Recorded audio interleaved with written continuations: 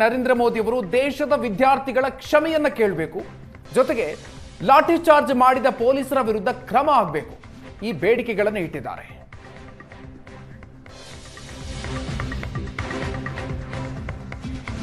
ಇನ್ನು ನೀಟ್ ಪ್ರಶ್ನೆ ಪತ್ರಿಕೆ ಸೋರಿಕೆಗೆ ಕೇಂದ್ರ ಸರ್ಕಾರವೇ ಹೊಣೆಯನ್ನು ಹೊರಬೇಕು. ದೇಶದಲ್ಲಿ ಶಿಕ್ಷಣ ವ್ಯವಸ್ಥೆ ಕುಸಿದಿದೆ. ಆ ಭಾರ ಯುವಕರು ಹೊರ್ತಾ ಇದ್ದಾರೆ. ಮೋದಿ ಸರ್ಕಾರದ ವಿರುದ್ಧ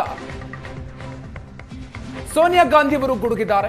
ನೀಟ್ ಪ್ರಶ್ನೆ ಪತ್ರಿಕೆ ಸೋರಿಕೆಯಿಂದ ಯುವಕರ ಭವಿಷ್ಯಕ್ಕೆ ಹೊಡೆತ ಬೀಳ್ತಾ ಇದೆ. ಪ್ರತಿಭಟನಾಕಾರರನ್ನ ದೇಶದ್ರೋಹಿಗಳಂತೆ ಬಿಂಬಿಸಿರೋದು ಅಪಾಯಕಾರಿಯಾಗಿರುವಂತಹ ವಿಚಾರ. ಯುವಕರ ಕೋಪ ಆಲಿಸಿ ಅವರ ಧ್ವನಿಯನ್ನ ದಮನಿಸಬೇಡಿ ಅಂತ ಹೇಳಿ ಸೋನಿಯಾ ಗಾಂಧಿ ಅವರು ಹೇಳಿದ್ದಾರೆ. ವಿದ್ಯಾರ್ಥಿಗಳ ಧ್ವನಿಯನ್ನ ಲಾಠಿ ಬೀಸೋದ್ರಿಂದ ಮೌನಗೊಳಿಸಲಾಗ್ತಾ ಇದೆ. ಯುವಕರು ಶತ್ರುಗಳಲ್ಲ, ದೇಶದ ಭವಿಷ್ಯದ ಶಕ್ತಿ ಅಂತ ಸರ್ಕಾರಕ್ಕೆ ಸಂದೇಶವನ್ನು ಕೊಟ್ಟಿದ್ದಾರೆ ಸೋನಿಯಾ ಗಾಂಧಿ ಅವರು.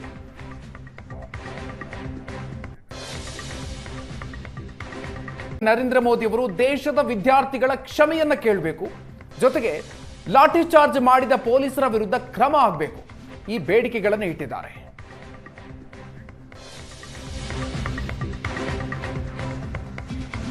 ಇನ್ನು ನೀಟ್ ಪ್ರಶ್ನೆ ಪತ್ರಿಕೆ ಸೋರಿಕೆಗೆ ಕೇಂದ್ರ ಸರ್ಕಾರವೇ ಹೊಣೆಯನ್ನು ಹೊರಬೇಕು. ದೇಶದಲ್ಲಿ ಶಿಕ್ಷಣ ವ್ಯವಸ್ಥೆ ಕುಸಿದಿದೆ. ಆ ಭಾರ ಯುವಕರು ಹೊರ್ತಾ ಇದ್ದಾರೆ. ಮೋದಿ ಸರ್ಕಾರದ ವಿರುದ್ಧ ಸೋನಿಯಾ ಗಾಂಧಿ ಅವರು ಗುಡುಗಿದ್ದಾರೆ. ನೀಟ್ ಪ್ರಶ್ನೆ ಪತ್ರಿಕೆ ಸೋರಿಕೆಯಿಂದ ಯುವಕರ ಭವಿಷ್ಯಕ್ಕೆ ಹೊಡೆತ ಬೀಳ್ತಾ ಇದೆ. ಪ್ರತಿಭಟನಾಕಾರರನ್ನ ದೇಶದ್ರೋಹಿಗಳಂತೆ ಬಿಂಬಿಸಿರೋದು ಅಪಾಯಕಾರಿಯಾಗಿರುವಂತಹ ವಿಚಾರ. ಯುವಕರ ಕೋಪ ಆಲಿಸಿ ಅವರ ಧ್ವನಿಯನ್ನ ದಮನಿಸಬೇಡಿ ಅಂತ ಹೇಳಿ ಸೋನಿಯಾ ಗಾಂಧಿ ಅವರು ಹೇಳಿದ್ದಾರೆ. ವಿದ್ಯಾರ್ಥಿಗಳ ಧ್ವನಿಯನ್ನ ಲಾಠಿ ಬೀಸೋದ್ರಿಂದ ಮೌನಗೊಳಿಸಲಾಗ್ತಾ ಇದೆ.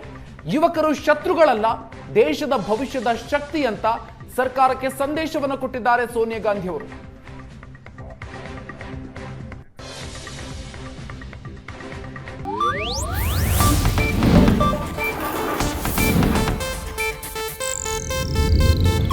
ಇದು ಏಷ್ಯಾನೆಟ್ ನ್ಯೂಸ್ ನೆಟ್ವರ್ಕ್ ಪ್ರಸ್ತುತಿ.